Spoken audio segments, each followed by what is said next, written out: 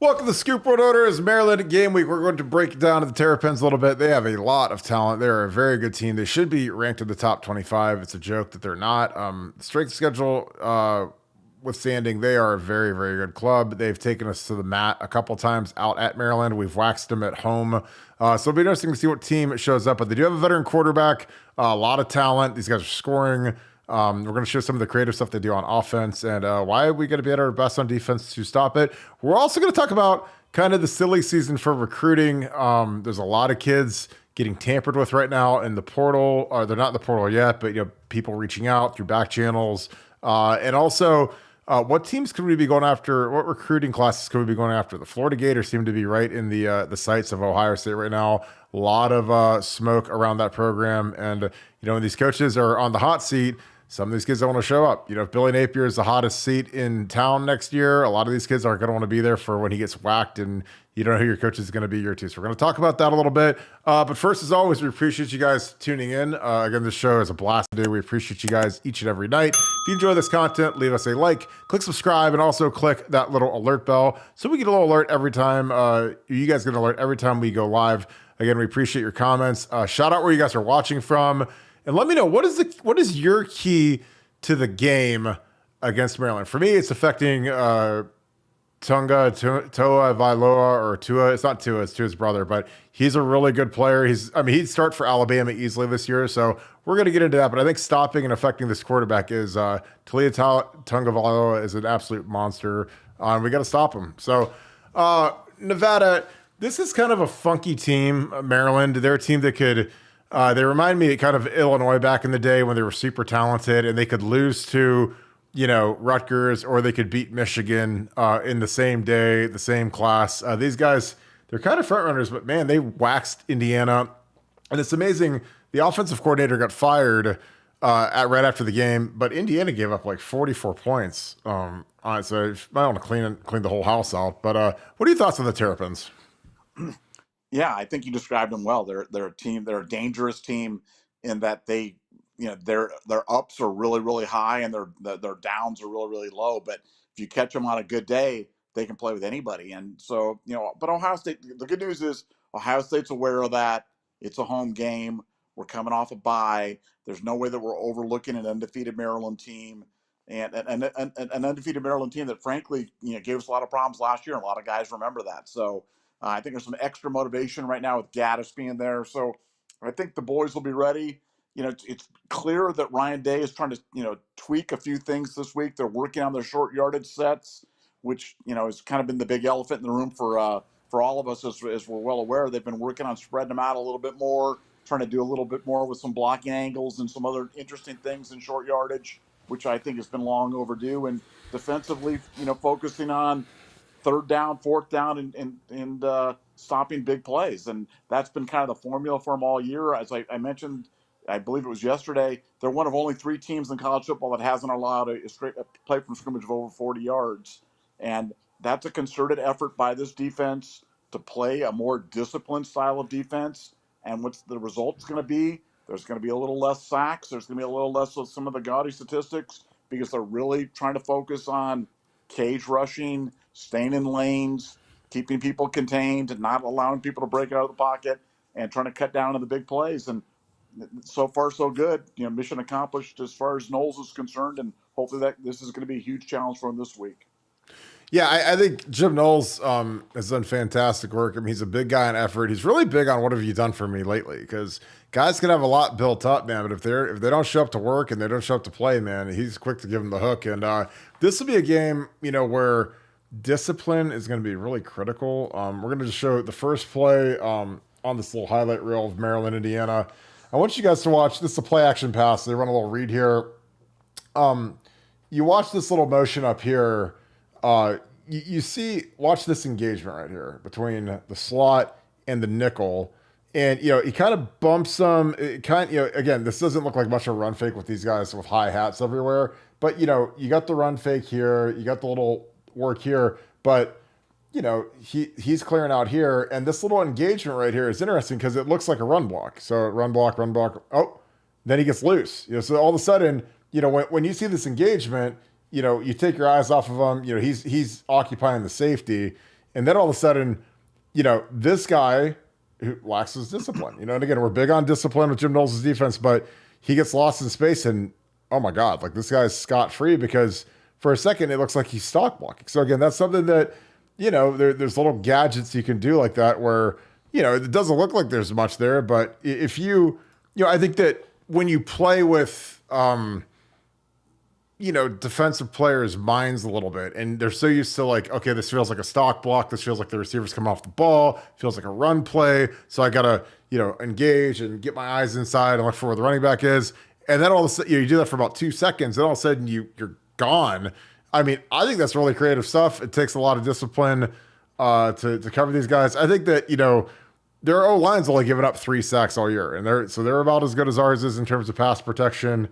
Again, the strength of schedule is not fantastic by any stretch, but these guys they're a tough cover. I mean, they like to get guys out in space. The thing about Maryland is they've had fantastic athletes in their history. I mean, they had Stephon Diggs. I mean, guys that are like legitimate like NFL dudes out wide, Rakim Jarrett, and here they just like to get you out in space versus their athletes. This is like the easiest throw in the world. Little bubble. This is basically like an extended run play. You got your little lead guy here. Catch, and then, hang on for dear life. Like this guy's got to hang in there. This guy triggers the wrong way. So when he picks the wrong angle, I mean, this guy puts his foot in the ground and he's got a couple different alleys. This guy's just got to engage, not hold. Again, that's a long block, but it's a touchdown. Again, like you have to be perfect here. And as a defensive player, and, you get these guys out in space with a lot of grass and they're good athletes. Like, you give up touchdowns, you give up a lot of yardage. And that's what they're doing right now. They're getting these guys out in space. I think that their offense is really at a high level. Nevada, what worries you about Maryland? Again, I think that the schedule is something that everyone's talking about is how poor their schedule is. But to me, we played these guys last year. It's not the exact same team, but the quarterback's back and there's a lot of key players that are back and they gave us all we wanted. So I think that that's something that kind of, opens your eyes when you're a player on the team. But what worries about Maryland? Well, like you said, they do a really good job, offensively of spreading you out. They don't play the game in a phone booth. They're not going to try to just out muscle you. They're going to try to get their athletes out in space and try to make you, make one mistake, lose discipline for one moment, whether it be on the edge, whether it be on a delay, whether they like the screen game. They'll, he doesn't like to run a lot, but when he gets outside, he'll run. I mean, I think he had like a 18, 19-yard run last week against Indiana. So he can scoot when given the availability. So it's just going to require playing a lot of discipline and not getting, impatient because they're going to want to bring it down the field, make these 6, 7-yard gains, one after another. And you've got to stay disciplined every time so you're not giving up those touchdowns. And it's going to be, incumbent upon Knowles to stay, patient. It's going to be incumbent upon Ohio State to stay patient defensively. And then offensively, to take advantage of our, we've got better athletes than they do. And we just got to make the game easier for ourselves. We've got to use our athletes in a way that can, take advantage of our opportunities. And, Kyle's got to have a good game. Kyle can't have an up and down game. He's got to have a good game. He's got to hit the throws that he needs to hit. And we can do that. This should be a comfortable game for Ohio State. But, I think Maryland's, a perfect type of challenge, a nice passing team. And I think it's going to be a great challenge for the OSU defense and a great opportunity for the OSU offense. Yeah, I totally agree. So you watch here, and again, they get to this like kind of they stack, so they're right on top of each other here, and it puts him in a terrible situation when these guys are both looking in the backfield, because all of a sudden, one guy's going to break this way, and then this guy's going to break right down the seam, and you see it. The safety's he's in la la land right here, so. Again, like this is good scheme. Again, I think that Indiana's a little overmatched, but I mean they held our guys down. They held down Emeka and Marvin. So again, like this isn't like a team. This is a common opponent, and they beat Indiana worse than they did. Now, granted, I don't know if Week 5 Ohio State versus Week 5 Indiana would have been the same result. Obviously we had a quarterback making his second career start, new O-line. I think that we're much better now, but like I said, these guys they've got dudes, and again, not every team that we play has guys that we would want, but these guys have legit skill guys. They have a great this quarterback should, if he didn't transfer out of Alabama and come to Maryland, he'd be starting there right now. And again, it feels like he's been in college for 10 years, but he's still there and he can lace it. And, the quarterback's overpowered in college football. So he's a guy that we have to get after. We have to affect him. I'm going to show a scramble shortly, where he goes for a touchdown. But here, this is some of the pressure stuff they do. This is just a sim pressure. He's up here to occupy the guard. This is just a regular rush, and then you insert the fourth guy. So you walk these two linebackers up. This is a 3-down look. You got your 3-down guys right here. You've got your two linebackers walked up to occupy the guards. And then this is the guy who triggers. So all of a sudden, the guard's cut off guard, and he's the guy that makes the second. And again, this running back isn't, he thinks that he's got him, but this is just great effort by the linebacker, because there's no way that this guard should get beat by this linebacker like this. There's just no way, but he does. And huge play, sack, pressure. So that's something that Justin Fry and the offensive line will be walking through a lot, just because, the sim pressure game is one of the new revolutions of college football. Sim pressure is basically where you show different looks from your linebackers and your D-line, but you still only bring 4 guys. So if you bring 5, it's a pressure. You bring 6, it's a blitz. So they're all different. And so Jim Knowles, he was up at the podium and he said, I blitz less now than I ever have in my career. And a lot of it is because he's doing a lot of simulated pressure. So it looks like he's blitzing, but he's not. He's only bringing 4 guys. So that was interesting. Nevada, what do you make of that? The fact that Jim Knowles announced to the world that he's blitzing less, is that kind of a setup? Because I'm sure that Maryland will watch that press conference and say, oh, they're blitzing less. And I'm sure they have self-scout, but he could drop, a 75% blitz game on these guys this week, which, it'd be nutty. But, what do you make of him saying he blitzes less today than he has at any point in his career? I think it's a moment of honesty. I think Knowles is basically, kind of going away from his blitz scheme that he had to utilize with lesser athletes at, at places like Oklahoma State or Duke. He realizes with Ohio State, every time he blitzes, he exposes himself, to a higher percentage of the opportunities of a big play. And he's just bound and determined to cut out the big plays this year. And so what they're trying to compensate with it is, like you said, the simulated pressure, bringing 4, but just bringing 4 from different directions. Could be 3 from one side, 1 from another, 4 from one side, dropping everybody in the other side, bringing it from the middle, dropping the ends. So he's just trying to vary the looks to try to get some of the effects of the blitz without having to take the risks of the blitz. And I think, that's really kind of the story of the OSU defense this year, is how they've transformed from a defense last year that really gave up, a lot of big plays, obviously too many big plays, to this year they're just doing an outstanding job of stopping it. And we'll see if it continues this week. I'm hopeful that it will. I'm confident that it will. And I think Jim Knowles is committed to playing a style that makes it hard for other teams to have those big plays happen against them. And I think he's done a great job so far. Yeah, I agree. And I talked about the Q run. Again, this is not going to be their main staple, but they run a read option here, and they're reading this offside defensive end here.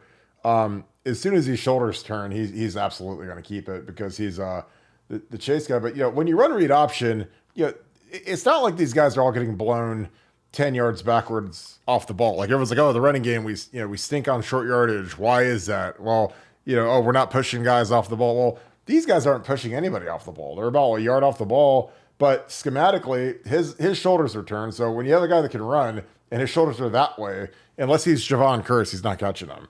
So the back's here. Again, there's no push right here, but you basically have this guy who's ceiling and climbing, and you have this guy. Basically, you have 2 guys. These are the only 2 guys that really have to make a block right here. And then you get out on the edge, and you don't have to have a pancake, push them 10 yards down the field. You just got to get in the way. You get in the way of these guys, and you get an athlete at quarterback, and magically, he doesn't get touched. There's nobody even close. So that's why, we talk about constrain.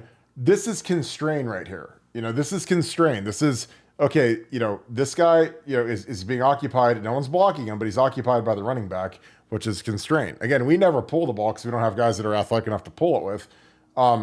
But basically, this is a running play that goes for a 20-yard touchdown where 2 guys have to block anybody. These guys just kind of muck it up in the middle, but nobody's getting their butts kicked back here. And here you get a little seal and a little seal, and it's touchdown. Again, I know, like, I wear people out with the running quarterback thing and the read option thing, but it's just so easy. Like, if you have 2 guys that can walk and chew bubble gum and get blocks on the perimeter, you got a 20-yard touchdown, and you don't have to worry about, oh, we get stopped on short yardage, and we're just gonna line up with 10 guys across the line of scrimmage and just, ram it right up there. It's like, you don't have to do that. I mean, it's so easy to do it. But the problem is we never pull the ball. And again, I'm not advocating to do it because I know Ryan's never going to do that because it's not his thing. But it's really hard to defend. I am very much pro being hard to defend on offense. Nevada, your thoughts on that? We talk about constraint, I think, on our message board on buckeyescoop.com more than probably anything in the universe. Like, what is constraint?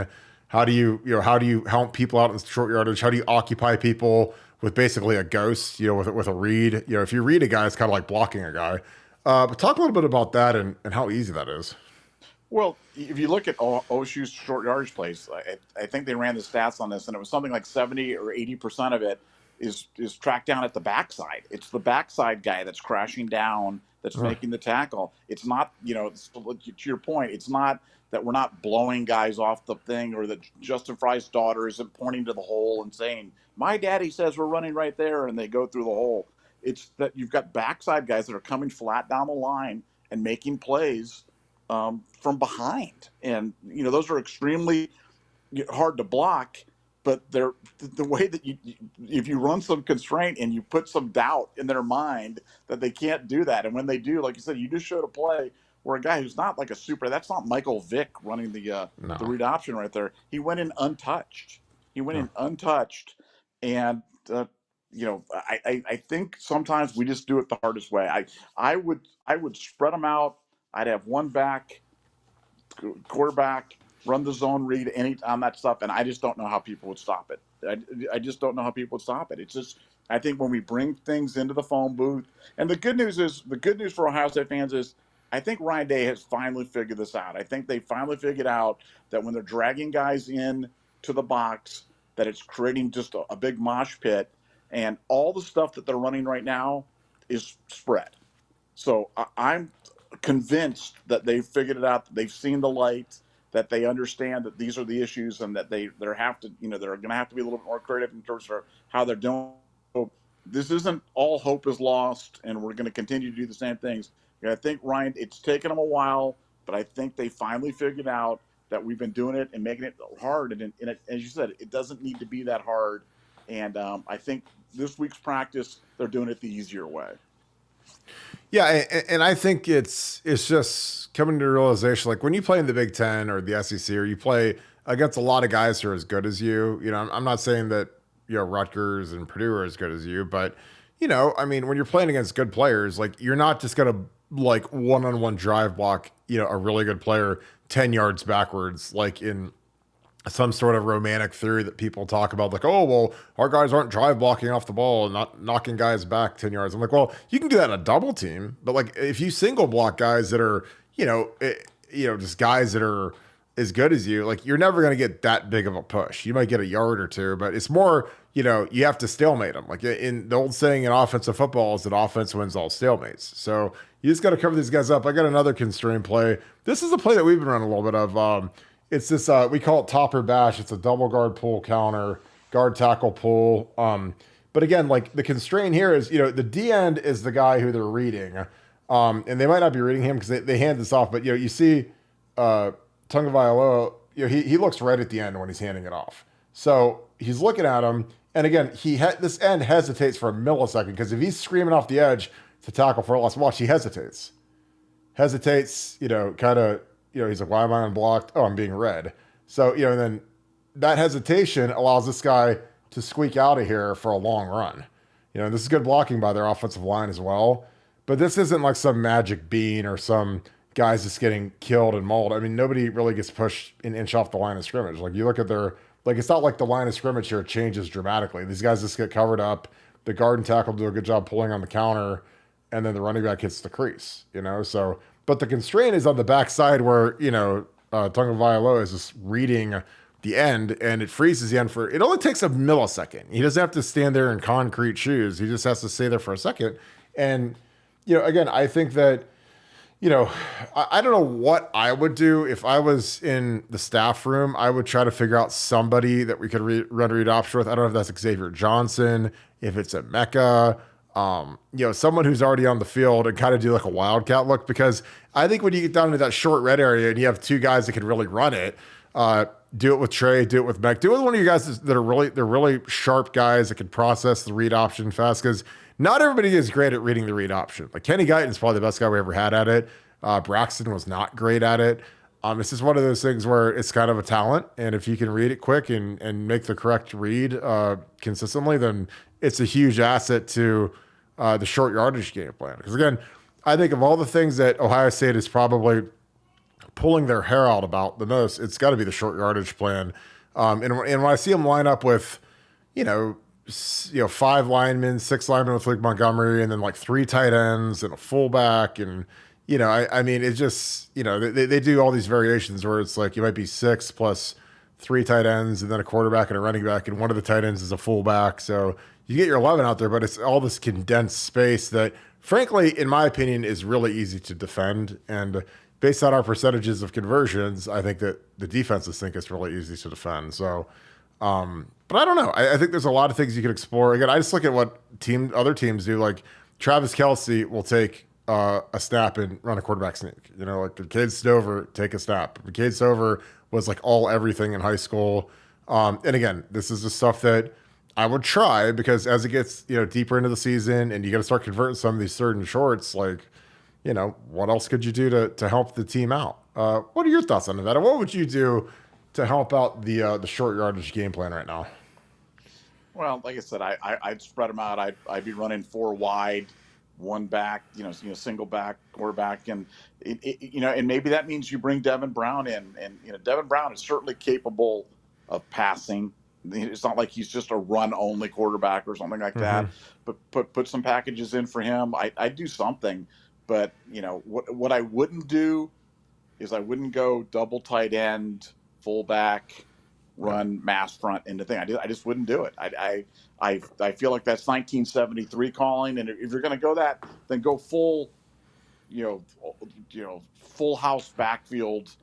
Try to run it and just go there, or go with the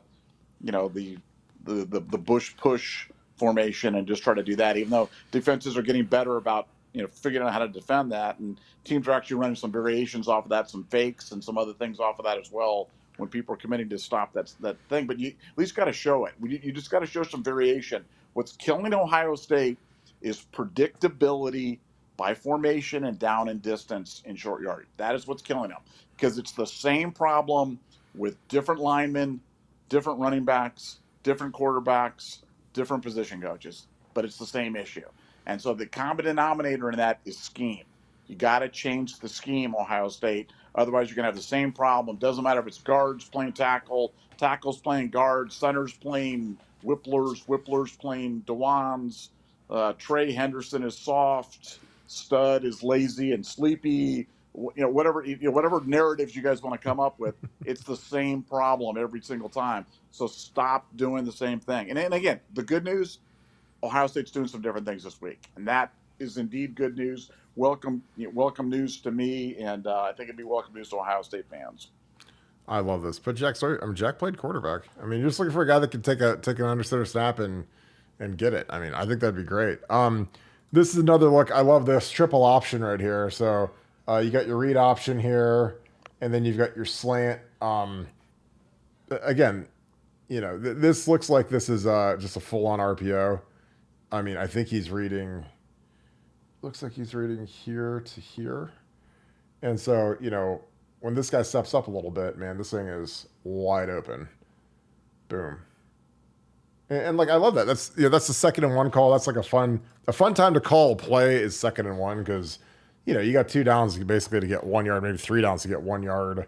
But yeah, the creativity on this offense is interesting. I know it's Josh Gaddis, who everybody hates because he's kind of a douchebag, but these guys they run some interesting stuff, and I think Mike Loxley does a good job. I mean, I think Maryland's a tough job, but he's a great recruiter because of some of these guys he gets. But yeah, again, I think this kid's every bit as good as the kid from Notre Dame. This quarterback. I'm going to show you taking him downtown right here, but he's not. This guy's not scared to take shots either. So I mean, these guys hold up in pass pro. Again, they're rushing 3, so this is kind of like stealing versus kid.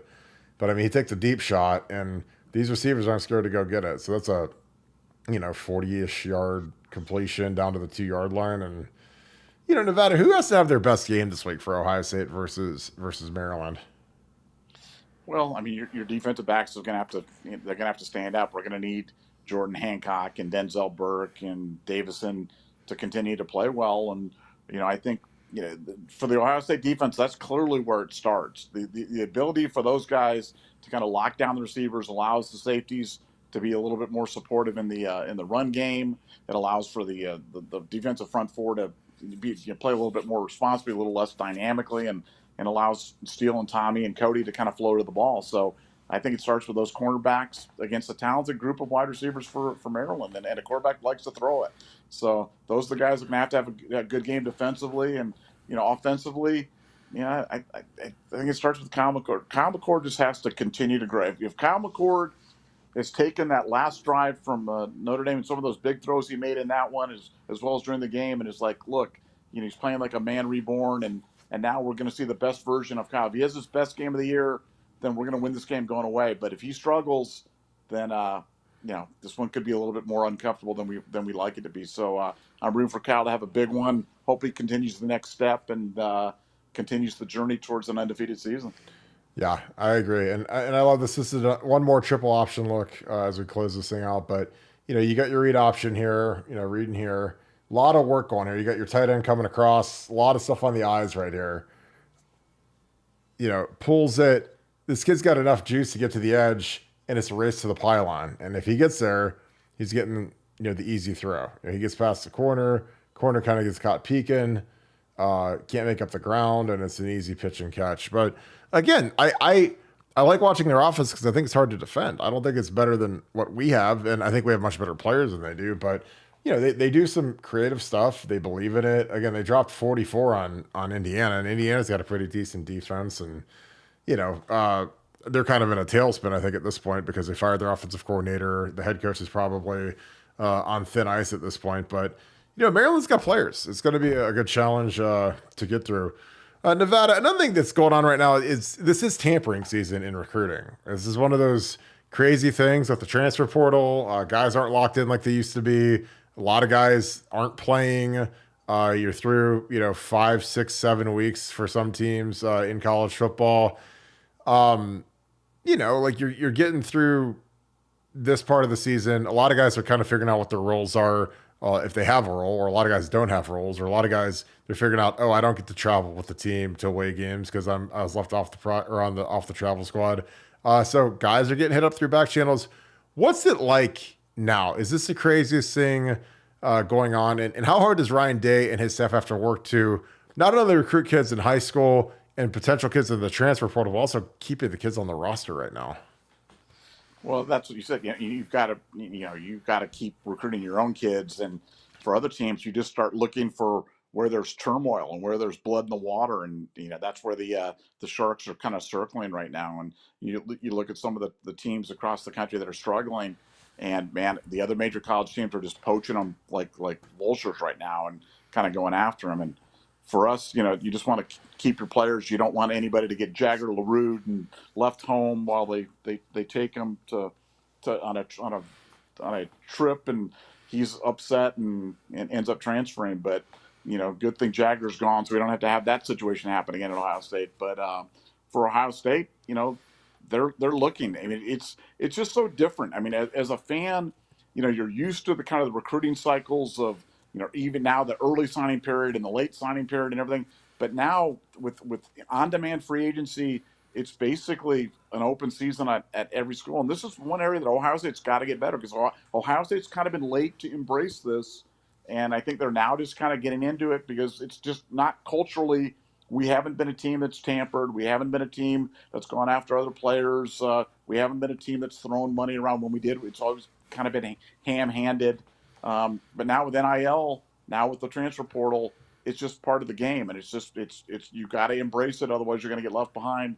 And I think Ohio State's getting better about it, and they're starting to circle Florida for sure, trying to see if they can pick off some of the bones on that. But there's some teams that are kind of circling the drain right now, and that's who you go after. Yeah, like the Florida Gators are a perfect one because they probably won't fire Billy Napier this year, but after next year, he's probably gone. So kids that are in that class, like, well, this coach is on the hot seat. Like, is he going to be here? I mean, the odds of Billy Napier being, at Florida in 3 years are getting slimmer by the day. So, I mean, it makes sense to go after the Florida kids. I mean, there's a lot of these kids they're very flighty. I think that the thing that Ohio State, if I'm Ohio State and I'm recruiting, I'm saying, look, Ryan Day is here. He's extended. He loves it here. Our team is really good. Like, you sell that versus, oh, you want to be a Florida Gator, but you might play for 3 different coaches in the 5 years you're there or whatever. So I think that's just an interesting thing. It'll be interesting to see. I think, obviously with Matt Jones moving on, I think you got to portal search for a guard. It'll be interesting to see what they do at quarterback. If they go after a portal quarterback, obviously McCord, is the guy, barring an injury. Devin Brown, I would bet a lot of money would likely portal. He's not going to sit around here for another year or two waiting for Kyle when he can go start somewhere next year. But it's going to be interesting to see if we get more aggressive, because I think we hit some home runs. Like Davidson's been an absolute home run. I thought Tywan Malone would be, more productive, but he hasn't been. But Jimmy Simmons has been good. I mean, he's been good at left tackle. It's a big growing curve, but he's a lot better week 4 than he was week 1, so that's good. He's developing. He still needs to get a lot stronger physically. He doesn't push guys around as much as I'd like. He's not as nasty as I'd like, but he's pass blocking great. Pass blocking in modern college football is like liquid gold. So these guys are doing a good job. Any final thoughts on that? We'll wrap this thing up and jump on the message board on BuckeyeScoop.com. No, just Ohio State having a good week. Kind of addressing the things that they need to address, and I think they're going to be poised for a big effort on Saturday against a Maryland team that's going to create a lot of interesting scenarios from present a lot of interesting challenges. But I think Ohio State's on it. I think they've identified the issues along with the message board and general public community, and they're focusing on the things that I'd be focusing on, and seem to have fixes in the work, and that's good news. Yeah, I totally agree. Totally agree. Well, I'm going to wrap this show up. As always, we appreciate you guys so much. Thank you guys for joining us again. We appreciate all the growth in the channel. If you guys enjoy this content, please send it to your friends, all your Buckeye friends that enjoy some good college football news, some good Buckeye news, some inside information. It's what we bring to you guys every night on BuckeyeScoop.com. If you enjoy this content, please leave us a like, click subscribe, and also click that little bell. It gives you a little alert when we go live. So we appreciate you guys each and every night joining us. If you guys are not members of BuckeyeScoop.com, now is the time to join, because I'm telling you, the site is cranking. It is fantastic. I've been on there all day. Really good days of work on BuckeyeScoop.com. And we got a big October coming. Maryland, Purdue, Penn State, Wisconsin. This is the month to join. Appreciate you guys as always. I hope you guys have a great rest of your night. Thank you so much, Buckeye Nation. Thank you, Scoop family. I will see you guys tomorrow. Go Bucks.